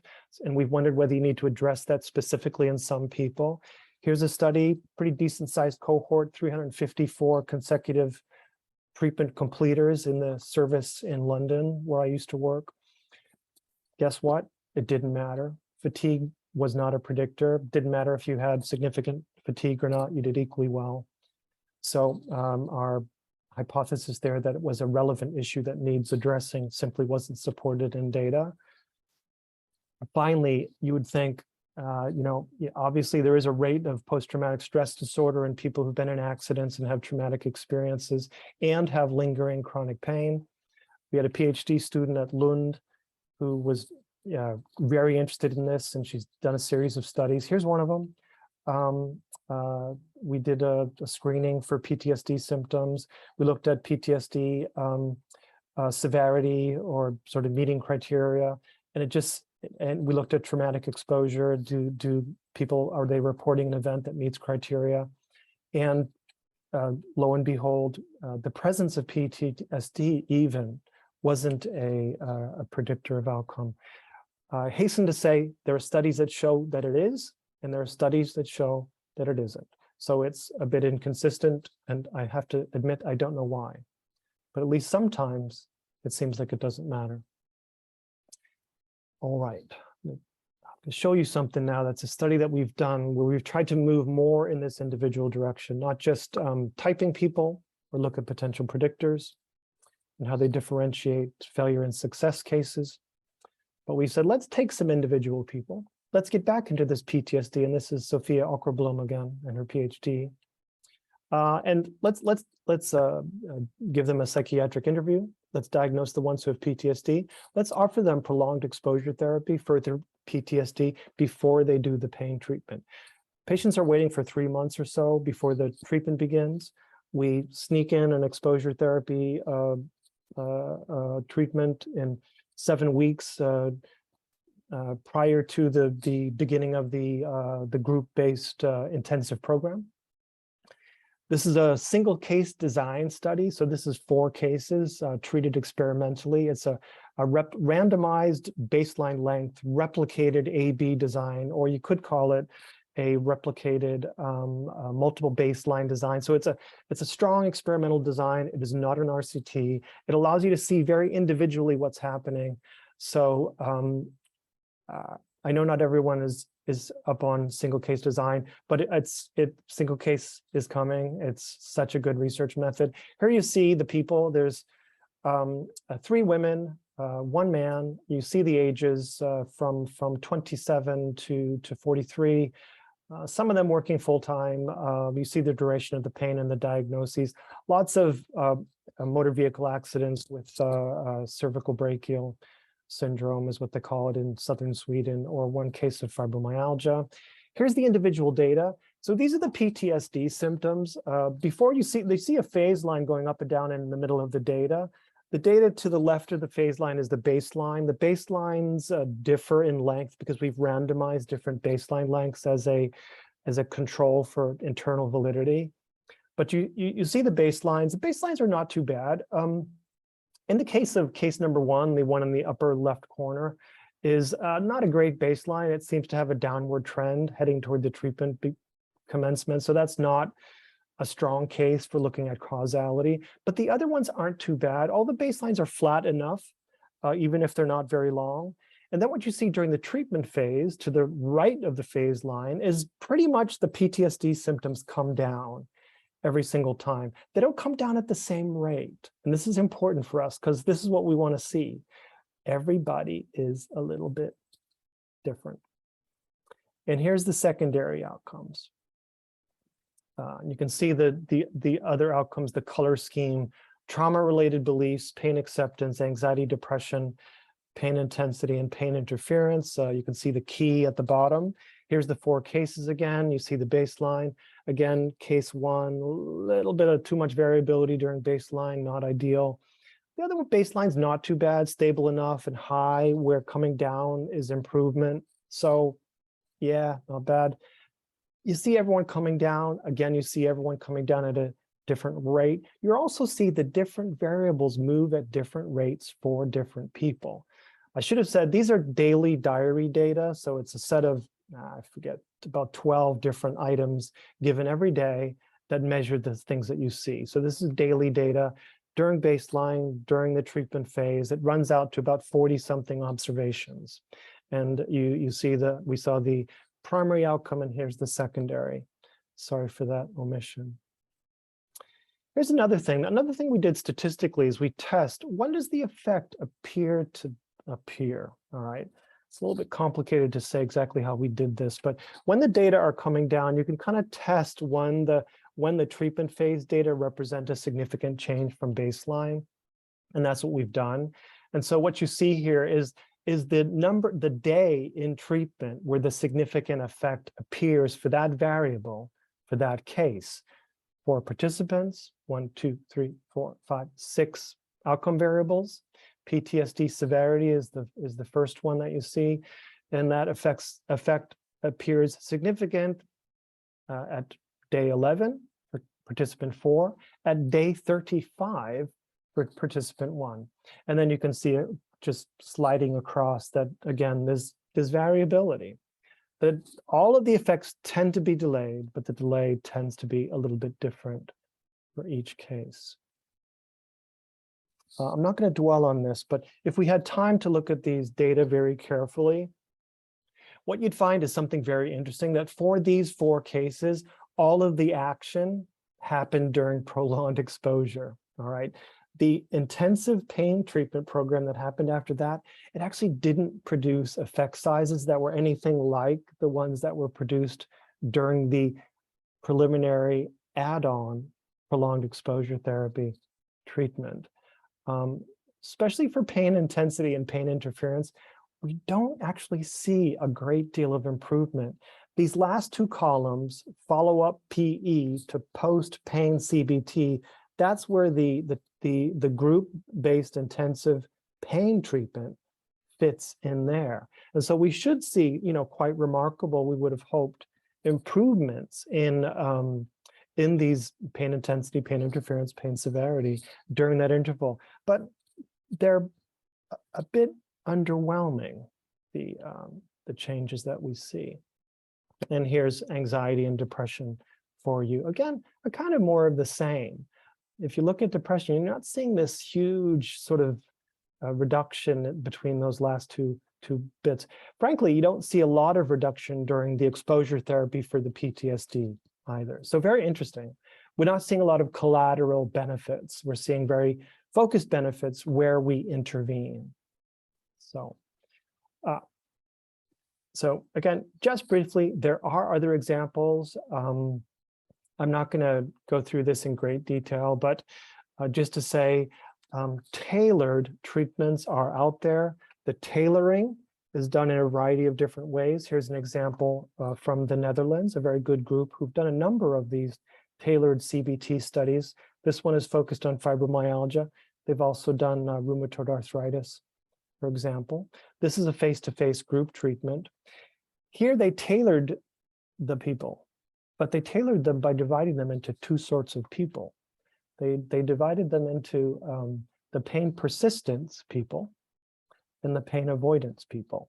And then within those 2 groups, they then randomized them either to a waiting list or an active treatment. So I give you this what is it called? This consort diagram, because it kind of shows you the complexity of the design, okay? So they type people and then run 2 mini RCTs in parallel, more or less. So a lot of complexity here. They had 158 people, not a huge sample size, but not bad. Half and half go or classed as either avoidant, that means they're very inactive, or persistent, like they kind of sometimes do too much. and this causes them problems. So the treatments that they got were specifically suited to them. Okay, the pain avoidance people got what you'd probably do for pain avoidance, attempts to reduce avoidance and increasing activity. And the persistence treatment was a little bit different, a little bit more regulation of behavior, not just upscaling it, but keeping it in a more prudent level some of the time.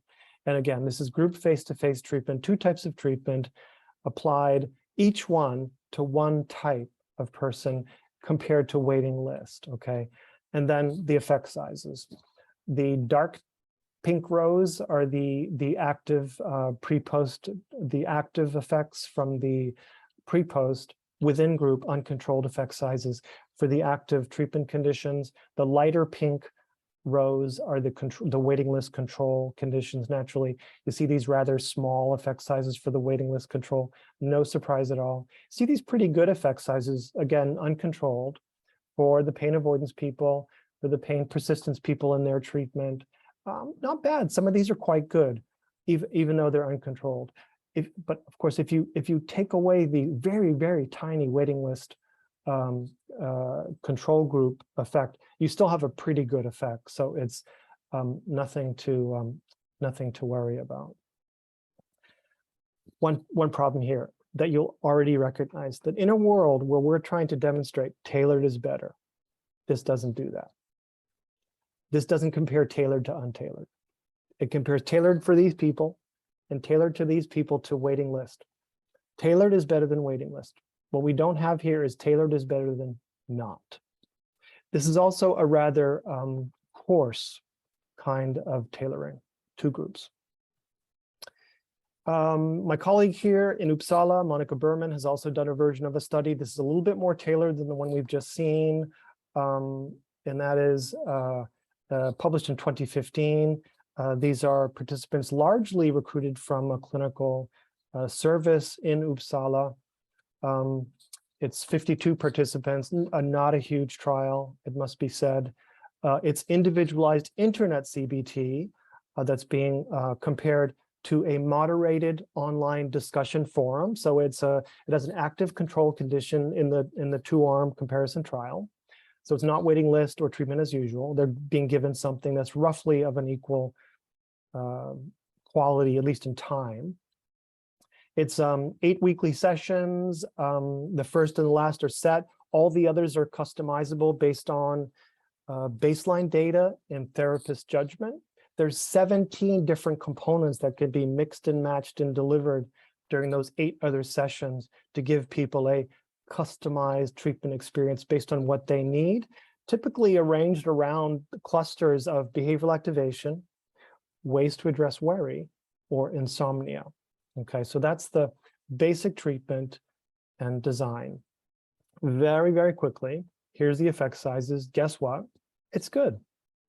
If you do tailored internet CBT for pain, you get some pretty good effect sizes and compared to an active control arm, which is an internet forum, discussion forum. Small, medium, and large, mainly medium. The within group size is pretty impressive, medium or large for these outcomes that you see. All good. What's missing? They did not compare customized to non-customized, tailored to untailored. So another version of CBT, it seems to help people, but what we haven't shown is that tailored is truly the way to go. This is going to be superior results. That we don't know the answer to.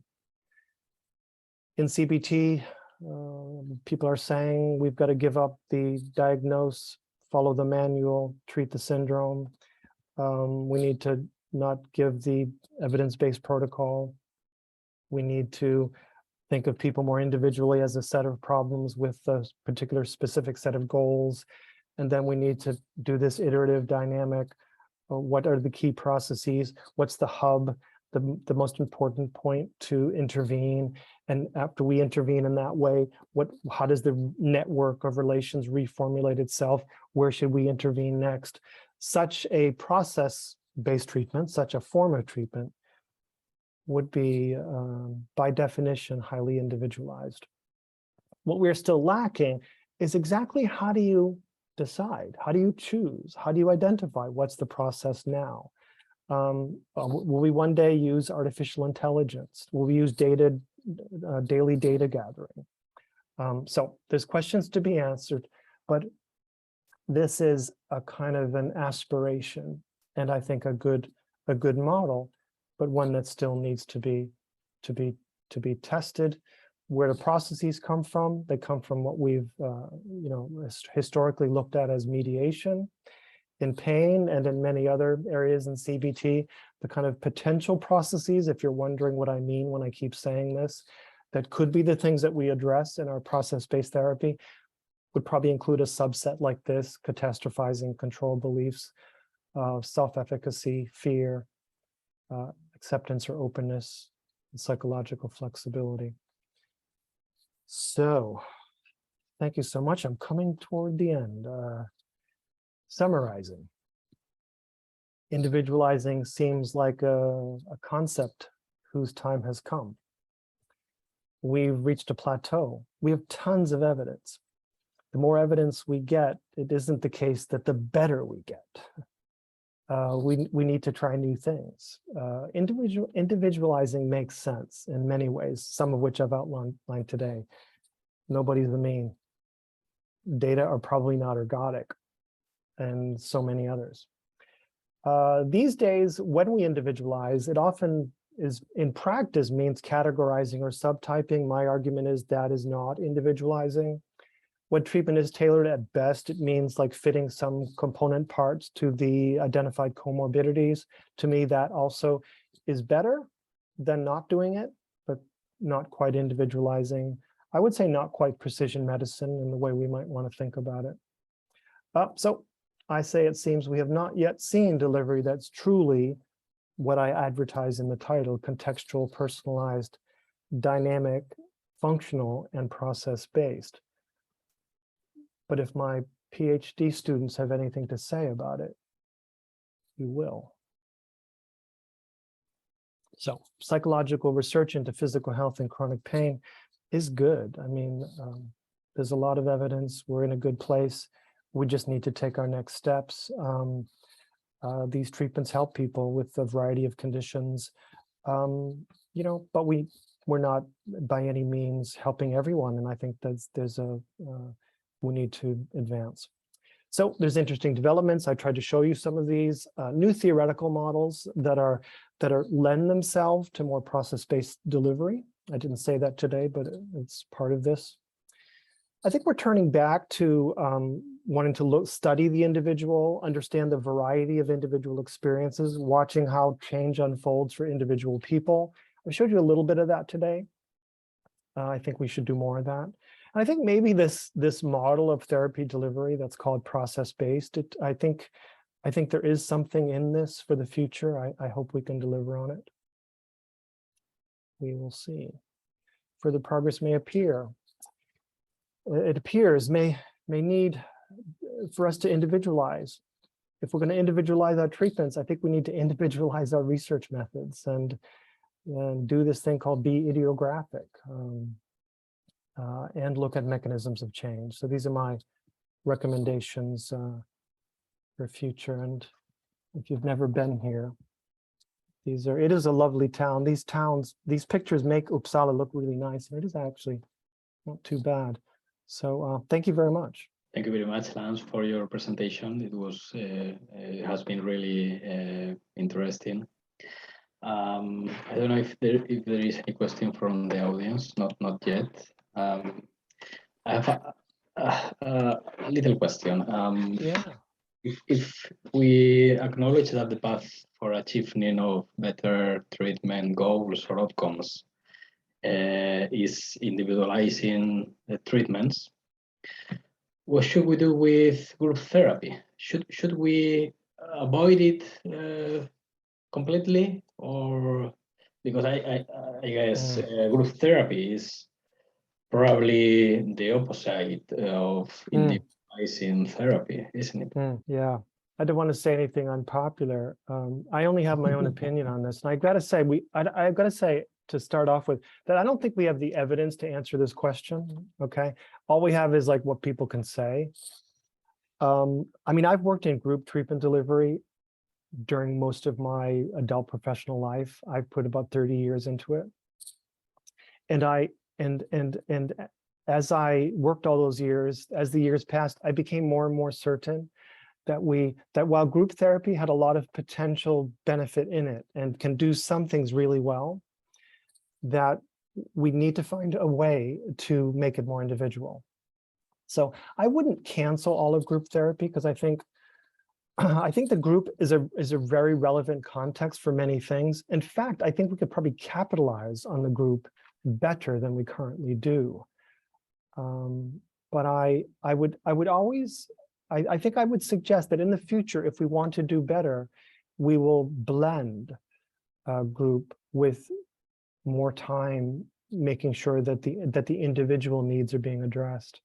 Because we all know what it's like. You got 10 people, 15 people, and there's a very relevant thing that comes up from one person. And as you begin to address that very well, it might not be a thing for the other 9 or 14. And so that becomes an inefficiency for the others. At the same time, something may come up that's very relevant to everybody. And using one person as an example becomes very illuminating for everybody. So you get a little bit of both. Yeah, I think I've given you my best answer on that one. Yeah. Thank you very much. Regarding research, should we then focus more on this individualized patient-centered research? Would that be good scientific evidence? Because we always try to, or we accept that the RCT as the gold standard, and the case reports are usually on the other side of yes, evidence, isn't it? Yeah. I mean, there's no quibbling from me. I mean, RCT is it's the recognized gold standard. There's no doubt about that. You know, I encourage people to go to the Oxford Center for Evidence-Based Medicine and look at their hierarchy of evidence and look at what's at the top of the hierarchy. And they will see that at the top of the hierarchy, it says meta-analyses of N of 1 designs. So, and then you can look at the notes and to make sure that you know what they mean when they say that. Yeah, most of us, if we've ever learned this, we've forgotten it, but N of 1 single case designs, experimental designs, when the design is truly experimental, because an A/B design in one person is not an experiment. But if you design your data gathering and your delivery of treatment in an experimental fashion, it is a strong design. It's just that we've not been accustomed to thinking about the experimental control that is present in the design, whether it's alternating treatment designs or multiple baseline or others. There are some strong empirical designs. You can also run replicated case series, and you could meta-analyze them. You can get everyone's effect, and you could pull them together in an effect based on a huge number of people. There's nothing to stop you. It's just a matter of how do you do it? Do you take the difference between the means and then look at the standard deviation, or do you look at the variability within baseline, the variability within the treatment phase, get an effect size for each person before you pull them together? Either way can be big N. Okay, it's just a matter of how did you get your data, how intensively did you gather it. So, I mean, it's not my job to to talk people into things today, but I do think single case has a lot of strengths in it.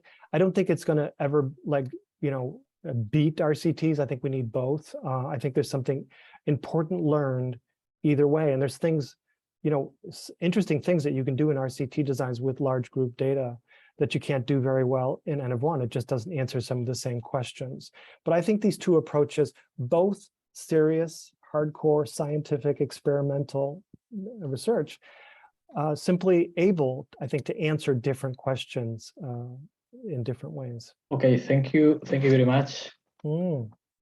I'm sure we'll have a look at this kind of methodology. We are not so used to it. Yeah. Thank you again very much for your. Of course, yeah. If anyone wants to, I mean, if you just, I mean, write me an email. I'll make sure I try to respond. And if you want to talk about this any further. Okay. Yeah, of course. Okay, so thank you, Professor McCracken, and thank you everybody for being here this afternoon with us. So that's all for today. Yeah. See you tomorrow. Take Bye-bye. care. Okay, see you.